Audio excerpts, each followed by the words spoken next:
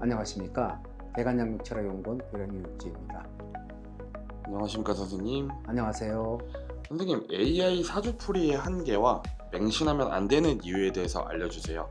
좋은 질문 해주셨는데요. AI로 보는 사주풀이 재미로 보는 건 상관없습니다. 궁합도 그렇습니다. 생년월일 넣게 되면 정말 바로 풀어내줍니다.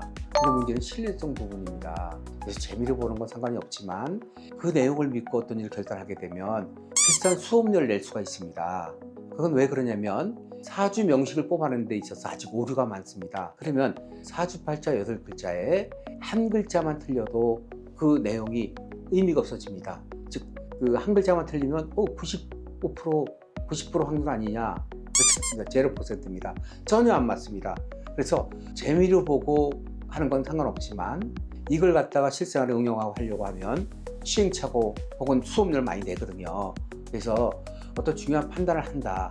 궁합을 보고 싶다. 내가 미래를 어떤 계획을 세우고 싶다. 혹은 신년 운세에 어떤 방향을 잡고 싶다 하면 AI는 참고로 하시고 조금 주변에 잘 보는 분을 찾아서 물어가시는 것이 훨씬 유리하다. 그런 오류는 일반 사람들이 모릅니다. 그러나 조금만 공부한 사람 같은 경우는 음양이 바뀐다든지 연월일시 중에 일자가 안 맞는다든지 또 나온 대로 풀면 남의 얘기하는 거거든요. 내 얘기가 아니라 전혀 다른 사람 얘기를 듣고 있는 거니까 그런 일로 어떤 일을 판단하면 어떻겠습니까? 즉 우리가 흔히들 개띠들이 성질이 아주 급해, 말띠들이 팔자가 사나워, 이렇게 얘기하는 얘기를 많이 들어보셨을 겁니다. 그러면 자, 말띠라고 그러면 몇백만 명 이상이 말띠라고 할 수 있습니다. 왜냐면 66년 말띠만 해도 몇십만이에요. 그러면 말띠들이 많죠, 간마다. 그러면 100 몇십만, 200 몇십만이 똑같이 성질이 높고 막 그렇지 않거든요. 그런 내용이나 AI 사는 내용이랑 같은 내용입니다. 그런 일 갖고, 그런 확률 가지고 내가 어떤 일을 결정할 수 없죠. 그래서 재미로 보는 건 좋다. 그러나 실생활에 응용을 한다 하면 조금 더 기다려야 될 때가 아닌가 싶습니다. 장명을 AI로 하면 안 되는 결정적인 이유가 있다면 무엇일까요? 이제 유료 감명을 하러 많이 오시는데 AI로 한 장명을 감명받는 분이 꽤 계세요.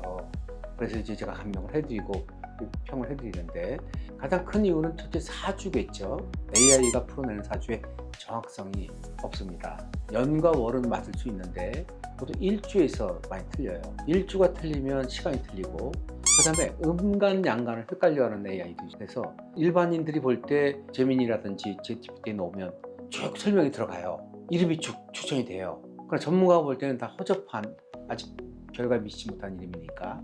사주 같은 경우는 그냥 재미로 볼 수 있지만 이름은 그렇지 않습니다. 결정에 쓰게 되면 평생에 영향을 미치거든요. 그래서 AI로 장명을 할 수 있지만 그냥 이렇구나 참고 정도지 그걸 이름을 써서는 절대 안 되고, 그 가장 큰 그 이유가 사주의 부정확성이거든요. 사주팔자 8글자에 한 글자만 틀려도 아예 0%입니다.